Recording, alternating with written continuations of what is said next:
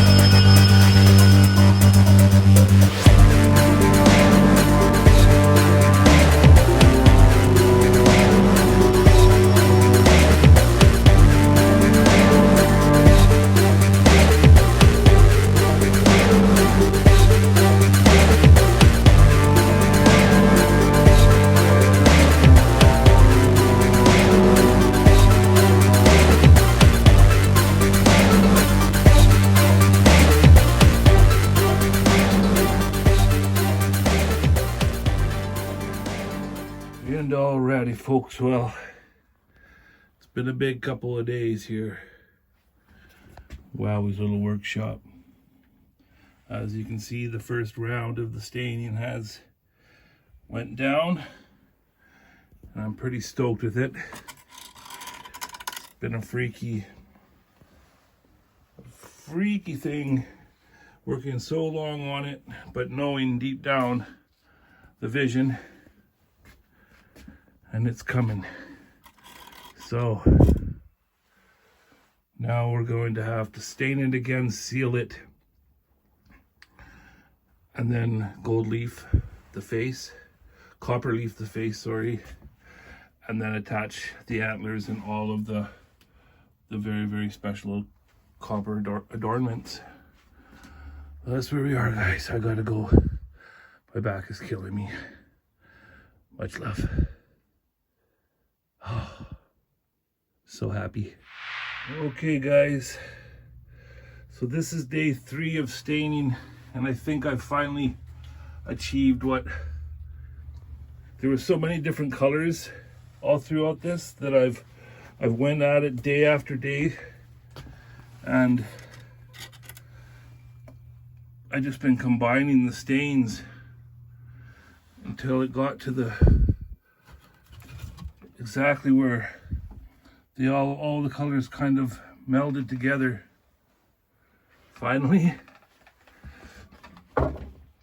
And so of course the final touch will be I have to polyurethane stain spray everything now because it works best in cold weather, I found out. And after that's done, we glue in the antlers. Whew, and attach all the other pieces. My goodness, sorry I'm out of breath. I've been working my butt off. Now I have to go in and get cleaned up and take off. I just had to show you guys. Much love.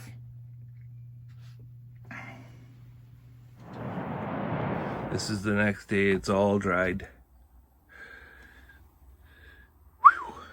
Now I wanted to just leave all the bright light on so you could see the colors.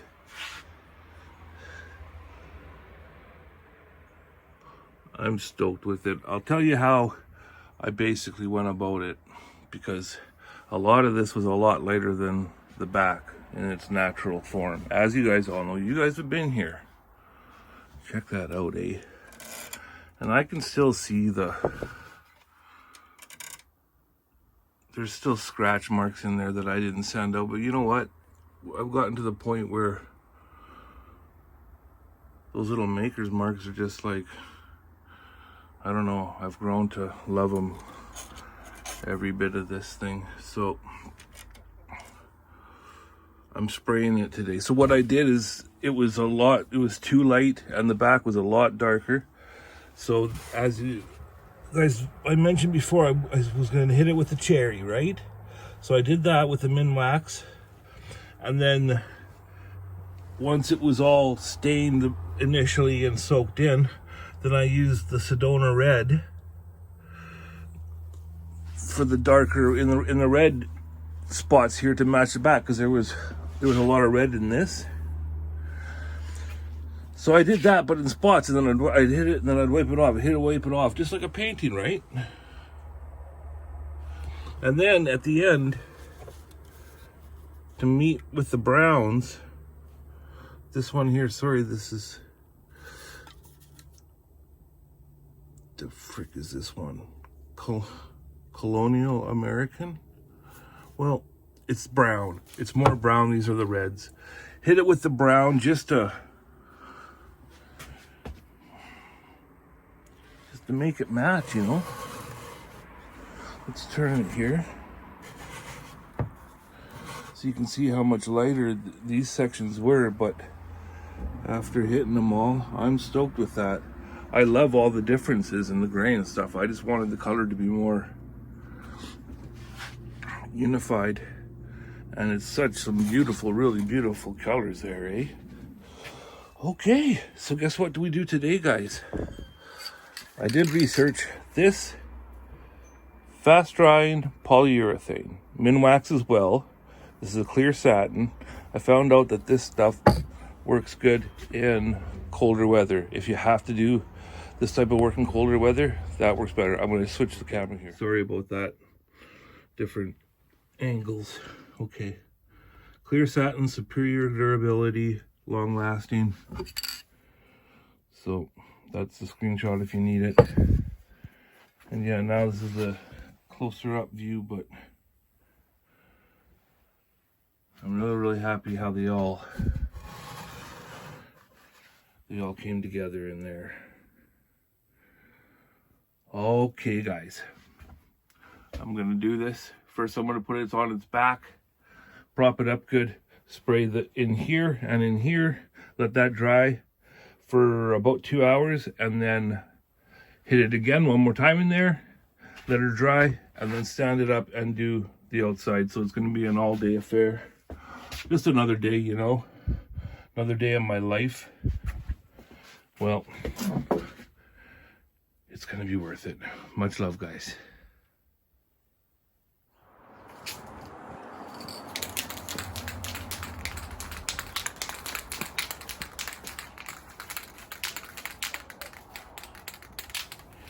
Now, I started down the center and in the dark ebony sections of the middle and the face.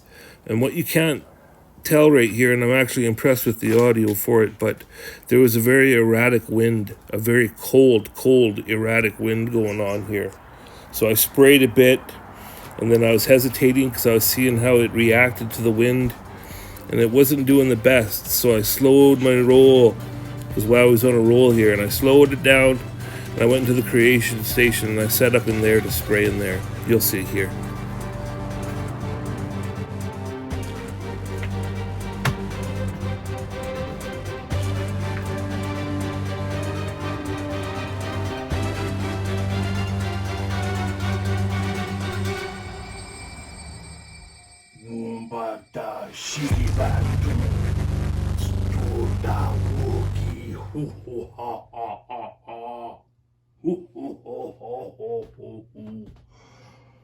Hello, folks. Here's a little peek, little VIP look at what glorious things live in the studio. Wow. Here I am. It's cold as crap outside, so I am in the studio. There's the disco ball.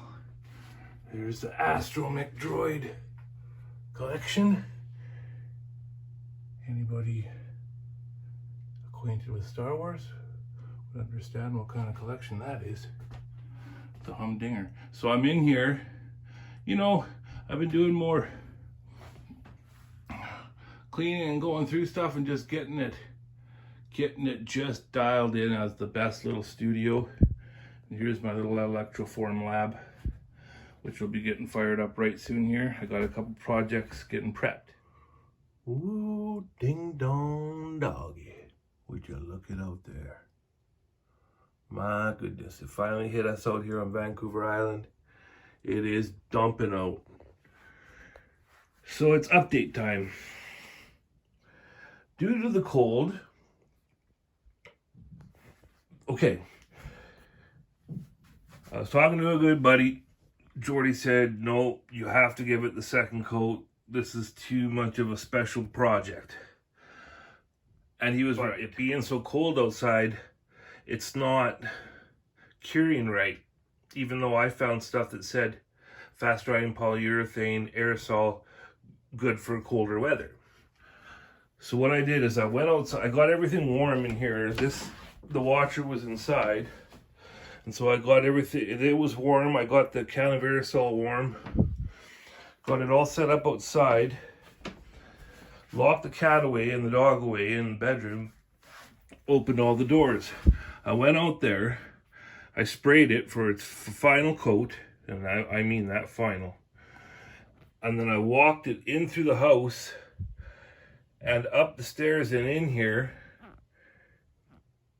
with it on here. Now it has feet, as you guys know. I cannot express how wobbly weird it was to get this up here. All totally coated in the polyurethane. So if that falls off and hits the carpet, it's a complete redo. So, and that was like a big wobbly stupid shaped pitcher. And if I hadn't been a bartender and a bar manager for all those years, I tell ya, that thing would have been freaking dumped on the stairwell. But it didn't happen. I made it. And the whole time I was whispering, you got this. You got this, boy. Oh, you got this. And I got it. Okay. So that is the update. Thank you, Jordy, for, telling me to sear through and finish it. Also, I need to say, I was speaking with Claire, an artist that, I respect a lot over in France, and one of our fellow Wolfpack admins. You guys know who Claire is. Most of you guys do, from the woodworking group. But she's just amazing. She's just finishing a frog that's bonkers good. My God, I love it. But I expressed to Claire that I really, really loved the grain and how much work went in there to getting it there. I originally said I wanted my Watcher that they had no faces, and some said they had faces of fire. So I'm going to run the cord through do a test with the bulb and see how it reflects on the face, because, and Claire made a point that the copper leaf will be a lot similar to the color of the cloak. Now that's going to take away from the beauty that it is right now. And to be quite honest with you guys, I've fallen in love with the grains of this thing. I have worked so long and so intimately on this piece that I literally have fallen in love with the wood. So and it's going to have, you guys haven't seen them all yet, but it's going to have copper features plus the antlers, which have the wire. I don't think, my gut is telling me that it doesn't need copper leaf. That's right. You heard right. I said that right. I am not going to do the face after all that talking with the copper leaf. Okay, guys? And I think you're going to agree when you see it. That being said, though, no vision goes unfulfilled around here. So I'd like to introduce you guys to someone officially, finally. This, my friends and family, is the next Watcher. She needs a base. She's been drilled. She will be a light like this, like ours current. And you see, this was the natural knot hole. I think this was some type of fruit, because you see how bad it cracked, but this is over 3 years. So when I first started this, it had some, and I filled it. You can see some on the back. And I filled those spots, but it stayed in the underbelly at my mom's and brother's place for the past years. And that's how much more it's cracked right there. So I'll fill that. My wood epoxy is the same colors as what's in this. And then when it comes to finishing and staining time, we'll deal with it then. So I'll fill these cracks on top here. So the face, you see, I've already undercut it. It's perfect and ready. I'll undercut up here a little bit more so the gold leaf will go past and then inside there, so there's no edges. And this one, just the way that where the bulb is, it's going to give it much more of an effect that I want. And then in doing so, I still get to fulfill this vision of a Watcher doing this, and then you'll see. So let's get this finale going. I worked so hard to get the edges and everything back there right, and the shadows. I'm going to go with what Claire said, and she said, embrace it. Embrace it. And I said faces like fire. Well, we're going to see with the flame, the little flicker bulb, how it reflects against these grains. Because to me, it almost looks like fire in the grain. Okay, I am sorry for that ramble, but it had to be said. This is going to be into the final stages here. I am just working on a wire that I'm going to test and see if I can get it through this thing. And then if it's going to sit nice on that wire, or if I'm going to have to get a flatter wire. All of these things have to be figured out yet. And here we go, rocking it from the studio floor. I am here with our Watcher, and now I'm just going to do a little rundown of what comes next and a little bit about wiring this Watcher as a lamp, okay? First is my disclaimer that I am all self-taught off of the internet. Everything I've learned about wiring lamps and doing lighting pieces is all just self-taught off of YouTube mostly. So yeah, it's on YouTube. I'm just kidding. Oh yeah, and as speaking of YouTube, please like and subscribe. That's the only way this channel is gonna have a chance to make it. I hate asking for it. I hate having to do that, but that's the way that this world works here. So please do that, and a share would even be grand. And then I can keep doing this. Okay, so this here is a chandelier E12 socket. You know, while I'm in this mode here with the camera, I'll just tell you quickly, this had a hole drilled all the way through and out the bottom. Now, I have to see if this cord first will fit my hole. But I drilled it with a 3/8 drill bit, a long 3/8 wood bit.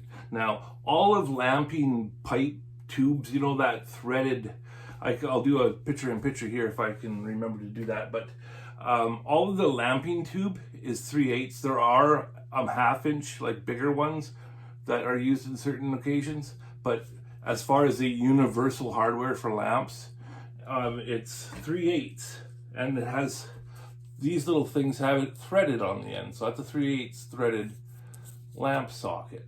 Okay, and this is a chandelier, so it's an E12. Regular ones are E26. And I know that there are other weird like sizes out there. Maybe it's European, but I know that there's an E27. But I don't know much about all that, okay? I only know what I know and what I've learned off of the YouTubes. You know you're old, getting old when you say off of the YouTubes. Oh my goodness. Okay guys, so I have to get this through. I bought this kit. It was just I think it's called pendulum, when you have a shade hanging, like, you know,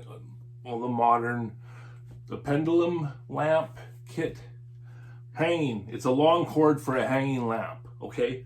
And so I just bought that because it has an inline switch already and the plug on it, and I don't have to do that part, and all I have to do is rewire the socket. Now, I've learned that traditionally, when you have a socket, there'll be a brass, a gold one, and a silver. Now, what you're supposed to do is put the hot wire. There's always a hot wire, but I've also been told recently by an electrician that which way you go doesn't matter, really. But traditionally, there's a hot wire, and that goes to the gold screw. And then the other one, silver, is cold. That's how I've learned it. All right? But what I've learned about hot wires is that the smaller of the two prongs, that's the hot side. That's also something I just learned. Anyways, so what I've done, that there's a 3/8 hole through this. I have to run this cord through to see if it's first the cord is going to fit because it's got this fabric on it, okay? And also at the bottom, this is why I put feet. The feet that I chose for the Watcher, this is why, because I knew that there's going to be a cord coming out and having to have a bend and lay underneath there while it sits without it disrupting it. Understand? So I have to test that all out now before I go to the point where I glue everything on, it finishes it, and then you do the final wiring. So that's what's happening. That's what I'm doing, and that's where we're at. And we're gonna see how the little light bulb flickers against the wood grains in the ebony stain of the Watcher's face. Let's go. So I just take this 10 gauge copper wire and then put it through there, run it through the bottom, tape this cord to the wire, and then it's already through your piece, so that all you have to do is pull it back and route it on through, or snake it on through, I should say. So that's what we're doing right now. Wish me luck. And she pulled through just fine, and I've wired the little socket on there. And just for my own mind, I did stick with, I put the hot wire to the brass. Brass is hot, silver is cold. Alrighty, and here we moving along right along.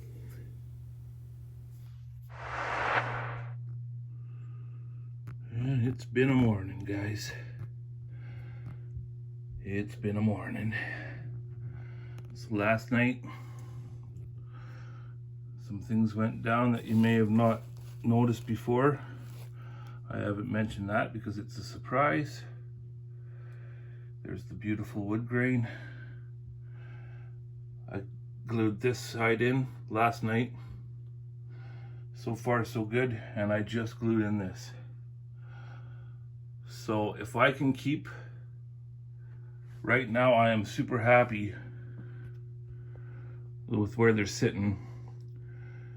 Now I'm just going to keep an eye on this as it cures, if it falls or anything or moves, I'll just straighten it as the wood cures, because I have 24 hours. So I'm not letting this mess up on one bit. That's where we are, folks. I'll talk to you in 24 hours. Much love. And here we are, and we're going to talk about my brother's very, very special amulets and pendants and jewelry. And when we incorporated into our artwork, messages that we're implying or trying to forward over through the creation, we always have messages built in, worked in. Sorry, I'm not picking the right words, so I want to make sure that I get this right. Okay, these are all creations of my brothers, some that are very, very early, and they're my own personal pieces. I cherish them. But I'm just going to give you a little tiny rundown of the messages and the meanings behind his pieces.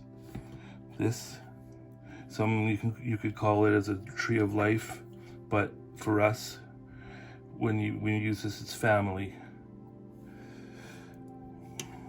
The spiral is the journey, but for us, we've assigned seek. See, we've done one word assignments for them. So family, seek, the leaf is grow.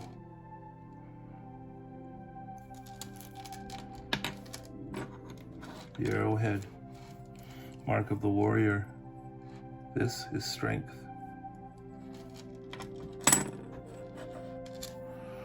The treble clef. Look at the curves and the attention to detail he's put in the love and what he's put into that. This is sing. And here, folks, the hook. This is for hope. There's the hero side. And last but not least, and we have more, but this is all I had right now because I'm doing 100 things here, but this is for soar, the feather.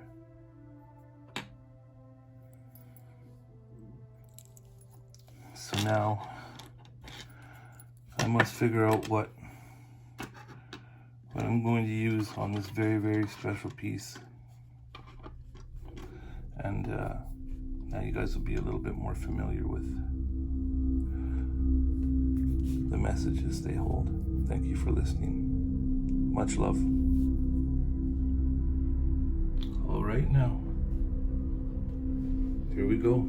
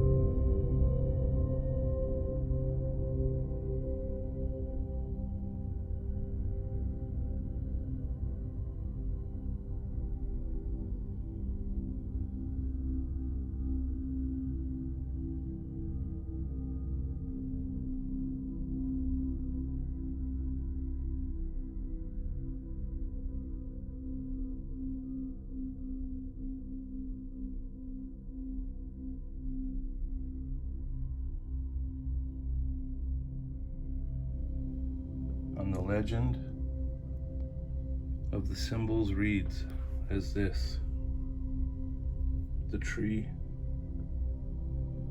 for family. That's what Two Brothers One Vision is about. The spiral for seek, for we've been on a journey as artists and our brothers, holding on to hope and keeping our dream alive, which is why we come to the feather for soar. For we must release our dreams, give it our all. That's the only way that dreams come true.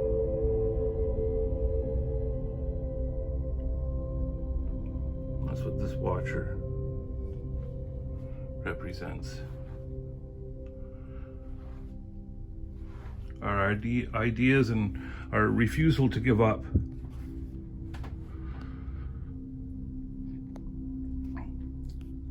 These pieces mean so much to us. Sorry if I get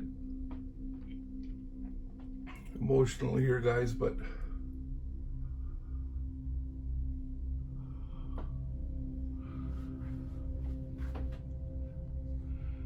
like all artists, these pieces are quite literally pieces of our soul. And when you compile them and put so much love into something, well, it's magic. So with that being said, everybody, thank you so much for coming along this journey.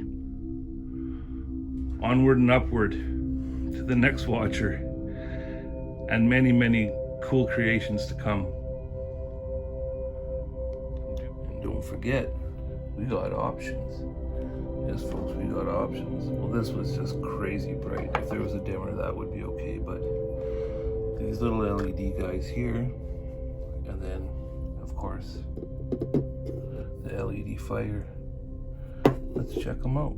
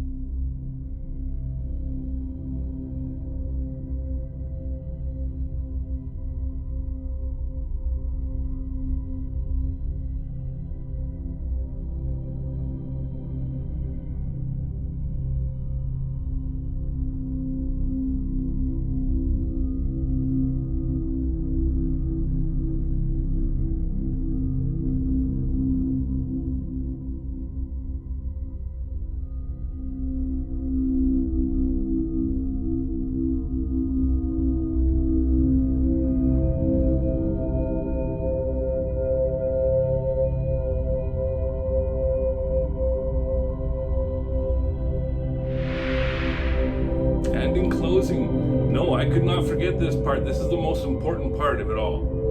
Okay, Wowwy'z Workshop is about sharing the journey of our creations, Two Brothers One Vision, and hopefully the ultimate goal is to inspire and show others that they can do this too.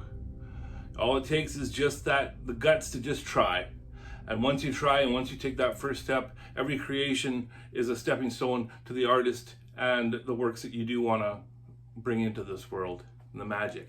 And that being said, we have some subs that did make their own watchers, and I would like to include them now. Thank you guys for taking part of it. Hopefully as this whole thing takes momentum, maybe more people will try making their watchers. And if you do, please email them to me at wowwy'sworkshop@gmail.com, and they'll be in one of the future videos. Thanks again, everybody, for being here. There is no YouTube without you. Much love. Make magic.